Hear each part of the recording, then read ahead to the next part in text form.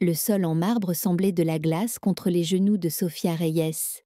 Elle se pencha en avant, frottant une légère tache avec un chiffon humide, tandis que des chaussures en cuir poli et des talons aiguilles glissaient devant elle sans un regard. Des rires et le tintement des flûtes de champagne résonnaient d'un monde lointain, un monde auquel elle n'avait jamais appartenu. Son uniforme noir collait à son dos, trempé de sueur. L'air était lourd de javelots, de parfums chers et de champagne vintage, un cocktail d'odeurs qui la faisait se sentir comme un fantôme sous la lueur des lustres en cristal. Elle ne pouvait pas se permettre une erreur, pas ce soir. C'était le plus grand événement de l'année au domaine où chaque surface devait briller et chaque coin devait être parfait sous le regard des élites. Sofia travaillait comme une machine, pourtant son cœur battait violemment dans sa poitrine. Puis, un silence. La foule se déplaça comme la marée qui se brise sur le rivage, se séparant au centre comme frappée par un courant invisible. Sofia n'avait pas besoin de lever les yeux. Chaque cheveu de son corps se dressa. Elle pouvait ressentir la présence avant de la voir. Damian était arrivé, le milliardaire veuf, l'homme dont le sourire était mort avec sa femme Isabelle. La main de Sofia trembla légèrement alors qu'elle continuait de frotter. Elle avait entendu les rumeurs. Tout le personnel en avait entendu parler. Mais ce qu'elle ne savait pas, c'était qu'à l'autre bout de la pièce, son regard était totalement fixé sur elle, la fille que le monde avait appris à ignorer. Sofia se pencha encore plus bas, essayant de finir rapidement. Mais dans sa hâte, son coude heurta le seau métallique, le renversant. L'eau éclaboussa le sol immaculé comme une gifle dans le silence, formant une flaque scintillante qui reflétait la lueur du lustre au-dessus. « Non, s'il vous plaît, non !» murmura-t-elle frénétiquement, pressant le chiffon contre l'humidité croissante. Son cœur battait fort, ses doigts tremblaient. Puis, des pas, mesurés, lourds, autoritaires. Elle n'osa pas lever les yeux. Elle avait attiré l'attention. Elle allait être réprimandée, ou pire, humiliée devant les invités les plus puissants de la ville. « Ça va ?» La question vint d'une voix riche et profonde, texturée comme du bois vieilli et du vieux whisky. Sofia leva les yeux et le vit. Damian Lair se tenait à quelques pieds d'elle, assez près pour qu'elle sente le parfum de son cologne, propre et discret, avec une touche de cuir de son manteau sur mesure. Ses yeux gris orageux étaient impénétrables mais pas cruels. « Oui, monsieur », balbutia-t-elle, essayant de reculer, mais son pied glissa légèrement sur le sol mouillé, et c'est alors qu'il tendit la main. « Laissez-moi vous aider !» Son ton était plus doux maintenant, presque tendre, mais il portait un poids qui fit sauter son cœur. Sofia regarda sa main, grande, propre, avec des ongles soigneusement taillés. Une main qui n'avait probablement jamais touché de javelot ni frotté un sol. Les siennes étaient rugueuses, éraflées, la peau autour de ses jointures irritée. Elle hésita, puis, comme si une petite part de rébellion refusait de rester courbée plus longtemps, Sofia posa sa main dans la sienne. Le monde se figea. La musique, les rires, les yeux curieux, tout disparut. Il n'y avait plus que ce moment. Une main tendue et un cœur assez courageux pour la saisir. La fête était finie. Les rires s'étaient estompés en échos lointains le long des couloirs tapis. Sofia se déplaça silencieusement, ses pas étouffés contre les planchers en bois poli, chacun comme la dernière note d'une chanson mélancolique. Il ne lui restait qu'une tâche, retourner les fournitures de nettoyage au placard de stockage derrière la cuisine. La porte se referma derrière elle, l'enfermant dans une tranquillité familière. Il n'y avait personne ici, seulement la lueur jaune d'un tube lumineux clignotant et le bruit métallique de la bassine qu'elle posa. Tard dans la nuit pour quelqu'un qui n'était pas invité. La voix la fit sursauter. Elle laissa tomber la bassine. Elle cliqueta sur le sol carrelé comme un coup de feu dans le silence. Damian Lair se tenait dans l'embrasure de la porte. Sa veste était partie, sa cravate dénouée, les 2 premiers boutons de sa chemise défaits. Il ne ressemblait plus à un milliardaire maintenant, plutôt à un homme qui venait de sortir d'une tempête. Toujours humide, toujours blessé. « Monsieur ?» Sofia se pencha pour ramasser la bassine, mais il s'avança. « Damian !» interrompit-il doucement. « À cette heure, je préfère juste être Damian. » Hélène hésita. La bassine se trouvait maintenant entre 2 jeux comme une barrière fragile. Il s'accroupit, ses doigts effleurant les siens lorsqu'ils atteignirent tous les deux l'objet. Le silence entre eux se faisait plus lourd, comme un brouillard. Sophia pouvait sentir son propre cœur battre, pas par peur, mais par autre chose. Pour la première fois, elle se sentit vue. Il ne parla pas, elle ne demanda rien. Mais quelque chose avait changé. Dans le silence après la fête, entre deux personnes de mondes différents, un fil invisible avait commencé à se tisser. Délicat, mais réel. Sophia ne savait pas quoi dire. Personne n'était jamais resté après une fête juste pour parler avec elle. Certainement pas Damien Lair. « Et tu es toujours aussi silencieuse ?» demanda-t-il, s'installant sur un tabouret en bois près du garde-manger. Elle saisit l'ourlet de son uniforme. « J'essaie juste de ne déranger personne. » Damien sourit, un sourire léger comme la lumière du soleil effleurant la surface d'un lac tranquille. « Ton silence ne m'a jamais dérangée. En fait, il m'a intriguée. » Un autre silence. Sophia allait s'incliner et s'excuser quand il plongea la main dans la poche intérieure de son manteau et en sortit une enveloppe couleur crème.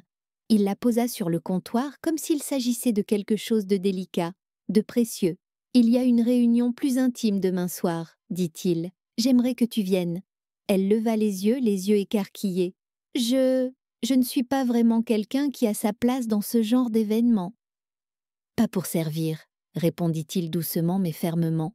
« Pour y assister, en tant que toi-même. » Sophia fixa l'enveloppe, partagée entre la confusion et l'incrédulité. Une partie d'elle pensa « C'est peut-être juste un caprice, un moment de pitié ?» Mais il n'y avait rien de théâtral dans ses yeux, aucune condescendance, seulement une sincérité désarmante. « Aucune pression, » dit-il en se levant. « Juste une invitation à être vue, vraiment. » Puis il s'éloigna, laissant Sophia debout, les doigts tremblants alors qu'ils hésitaient au-dessus de l'enveloppe. Pour la première fois de sa vie, elle était invitée, non comme employée, mais comme personne. Ce soir-là, dans leur petit appartement, la mère de Sophia effleura doucement le tissu de la robe arrivée dans une grande boîte élégante. Un bleu sarcelle doux, luxueux, bien trop beau pour que Sophia croie qu'il était réel. « Maman, et si c'était juste une sorte de blague ?» chuchota-t-elle.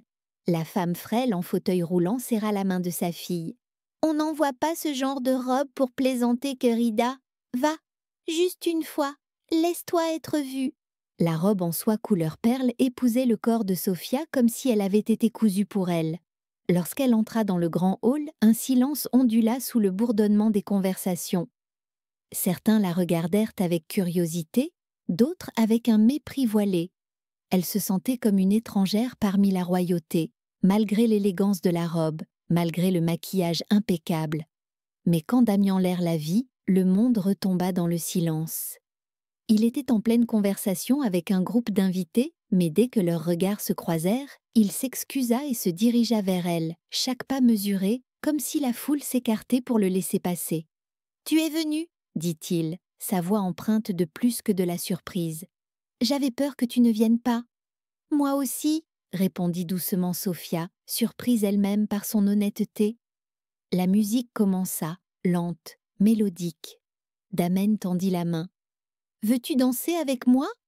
Sophia hésita, rougissante. « Je ne sais pas danser comme ces gens. »« Alors je vais t'apprendre, » dit-il en gardant la main tendue. « Ressens la musique, ne pense pas. » Son bras glissa autour de sa taille, pas possessif, pas précipité, juste assez proche pour qu'elle ne se sente plus seule au milieu de cette foule inconnue. Ils commencèrent à bouger. Au début, Sophia était raide, terrifiée de trébucher. Mais Damen menait avec une assurance presque surnaturelle. Chaque pas trouva son rythme, chaque souffle s'harmonisa. Peu à peu, elle se laissa aller, portée par la musique. « Tout le monde nous regarde, » murmura-t-elle. « Qu'il regarde, » répondit Damien en la rapprochant. « Qu'il voit ce que je vois. »« Et que vois-tu » demanda-t-elle. Il observe son visage comme s'il contemplait quelque chose de précieux. Je vois l'honnêteté dans un monde de masques. Je vois la force, là où d'autres voient la trahison ou la faiblesse. Ces mots flottèrent entre eux, fragiles, puissants. Puis la musique changea. Une nouvelle mélodie emplit la pièce, envoûtante, familière. C'était sa chanson préférée, murmura Damen. Sophia comprit qu'il parlait d'Isabelle. Elle commença à se reculer, mais le bras de Damen la retint doucement. « Ne fuis pas, dit-il. Ce n'était pas un ordre, c'était une supplique. Pas maintenant que je commence enfin à ressentir quelque chose au-delà de la douleur. »« Et moi, que suis-je » demanda-t-elle avant de pouvoir se retenir. « Est-ce que je ne suis qu'un anesthésiant pour ton chagrin ?» Les yeux de Damian, couleur tempête, s'assombrirent. « Tu es à la fois la douleur et la guérison. » La musique continua, mais il bougeait à peine désormais. Le monde s'effaça autour d'eux, ne laissant que d'eux suspendus dans quelque chose de fragile, d'intime. Damen soutint son regard, puis chuchota. « Il y a quelque chose que je veux te montrer. » Il la mena hors de la salle de bal, dans un couloir que Sophia avait nettoyé des dizaines de fois sans jamais l'avoir emprunté en tant qu'invité. Ils s'arrêtèrent devant une porte en bois sombre, toujours verrouillée jusque-là. « C'était le bureau privé d'Isabelle et moi, » dit-il en sortant une clé de sa poche. Quand la porte s'ouvrit en grinçant, un souffle de lavande fanée, de papier et de souvenirs envahit l'air. La pièce semblait figée dans le temps. Des photos d'Isabelle couvraient les murs, riant, dansant, vivante. Au-dessus de la cheminée, un grand tableau à l'huile. Isabelle de dos, face à l'océan, ses cheveux pris dans le vent. Au loin, la silhouette d'un yacht flou à l'horizon. « Je l'ai peint après sa mort, » dit Damen, la voix rauque. « C'était la dernière fois que je l'ai vue vivante. » La gorge de Sophia se serra. « Pourquoi tu me montres ça ? Parce que j'ai besoin que tu comprennes. » Il s'approche, ses yeux lourds de vérité. « Tu n'es pas un remplacement, ni une seconde chance. Tu es… » Mais les mots restèrent bloqués dans sa gorge, interrompus par un bruit sec. La porte s'ouvrit brusquement. Une femme se tenait là, le visage pâle de fureur. « Comment oses-tu » La voix de Catherine claqua comme un fouet. Elle entra d'un pas furieux, ses yeux rivés sur Sophia comme si elle était une intruse profanant un sanctuaire. « Comment oses-tu amener une femme de ménage dans l'espace qui appartenait à Isabelle ?»« Catherine, pas maintenant, » dit Damen, la voix glacée. « Pas maintenant, jamais !» siffla-t-elle, pointant un doigt tremblant vers Sophia. « Elle n'a rien à faire ici. Elle se sert de toi, de ton chagrin, de ta culpabilité pour grimper là où elle ne devrait pas. » Sophia recula. Chaque mot la frappait comme un coup au cœur. « Non !» répliqua Damen en avançant pour la protéger. « Elle est la seule qui m'ait fait me sentir humain à nouveau. »« Humain ?» cracha Catherine. « C'est une femme de ménage, une arriviste, une ombre, rien de plus. » « Alors c'est cette ombre-là, » dit Damian, les yeux tranchants comme du verre, qui a ramené la lumière dans la partie de moi que tout le monde avait oubliée. L'air s'alourdit, chargé de vérités inexprimées. Catherine le fixa, stupéfaite. Sophia ne bougea pas, son corps tremblant. Elle n'avait jamais voulu de confrontation, mais pour la première fois, elle ne fuyait pas. « Tu salis la mémoire d'Isabelle » murmura Catherine, la voix tremblante de rage. Damen se tourna et prit doucement la main de Sophia. « Non, » dit-il en la regardant droit dans les yeux. « Je sauve ce qu'il reste de moi. » Après le départ de Catherine, la pièce devint si silencieuse que Sophia pouvait entendre les battements de son propre cœur. Damen tenait toujours sa main, sa poigne ferme, comme s'il craignait que la lâcher la fasse disparaître. « Tu n'avais pas à faire ça pour moi, » murmura-t-elle. « Ce n'était pas pour toi, » répondit Damen. « C'était pour moi. J'ai été silencieux bien trop longtemps. » Il traversa la pièce jusqu'à une table près de la fenêtre, ouvrit un tiroir et en sortit un petit écrin en velours bleu profond. Lorsqu'il l'ouvrit, le souffle de Sophia se coupa, un collier de saphir, délicat, éclatant comme sorti d'un rêve. « Ce n'est pas un cadeau, » dit-il, la voix chargée d'émotion. « C'est une promesse. » Sophia hésita. « Je ne peux pas accepter. C'est trop. » Damen s'approcha et attacha doucement le collier autour de son cou. « Il ne parle pas de ta valeur, seulement du fait que je te vois assez clairement pour ne jamais vouloir te perdre. » Ses doigts effleurèrent sa peau en fermant le fermoir. Ce contact fit frissonner Sophia, mais pas de peur. « Tu es sûre ?» demanda-t-elle, les yeux brillants. « Tu es la première personne qui m'ait donné envie de vivre à nouveau, pas de me cacher, pas de faire semblant, juste d'être. » Sophia leva les yeux vers lui et les mots jaillirent, comme s'ils avaient toujours attendu. « Je t'aime. » Damian ferma brièvement les yeux, puis les rouvrit, le regard sans défense. Il se pencha, ses lèvres rencontrant les siennes, Un baiser non pas de passion ou d'urgence, mais de reconnaissance. La pièce retint son souffle. Même les photos d'Isabelle semblèrent s'effacer en arrière-plan, laissant place à quelque chose de nouveau. Un amour né non d'un remplacement, mais de la vérité. Le lendemain matin, alors que le soleil passait à peine les collines derrière le domaine, le téléphone de Damen se mit à sonner sans arrêt. Sophia était assise sur un banc dans le jardin silencieux, ses doigts effleurant le pendentif en saphir. Le moment se brisa quand Damen sortit, la tension visible sur son visage. Il tendit son téléphone, l'écran déjà affiché. « Nous faisons la une », dit-il doucement. Sophia prit l'appareil. Le titre était clair et en gras. Scandale dans la haute société. Le milliardaire Damenler et la mystérieuse domestique. En dessous, une photo d'elle en train de danser, de rire, et le baiser dans la chambre privée d'Isabelle. Sa gorge se serra. « Ils savent tout. Ils savent ce qu'on leur dit de croire, » dit Damian fermement. « Mais la vérité, c'est nous qui allons la dire. » Il sortit son téléphone et appela Julian, son directeur de communication. « Je veux une déclaration officielle dans l'heure. Pas de cachotterie, pas de démenti. Ma relation avec Sophia est réelle et toute diffamation supplémentaire sera poursuivie en justice. » Sophia le regarda, le cœur serré. « Tu risques tout pour moi. » Damian se tourna vers elle, s'approchant. « Je le risque pour la seule chose dans ma vie qui semble réelle. » Son téléphone vibra, un message d'un numéro inconnu. « Profite de ton moment, la bonne. Damian ouvrira bientôt les yeux sur toi. »« Tu vois ?» dit Sophia en serrant le téléphone. Son pouls s'accéléra. L'expression de Damen s'adoucit en voyant la peur dans ses yeux. « Catherine n'arrêtera pas, » dit-il. « Mais tu ne l'affronteras pas seule. » Il lui prit la main. « Nous les affronterons ensemble. Chaque scandale, chaque murmure, chaque jugement, car la seule chose qui compte, c'est toi et moi. » Les flashs crépitaient comme des éclairs dans la salle de conférence du Grand Impérial. Sophia était assise à côté de Damian, leurs doigts étroitement entrelacés sous la table, dissimulant le tremblement de ses mains. Le tailleur crème que Margaret avait choisi lui donnait de la force, élégant, modeste, mais puissant.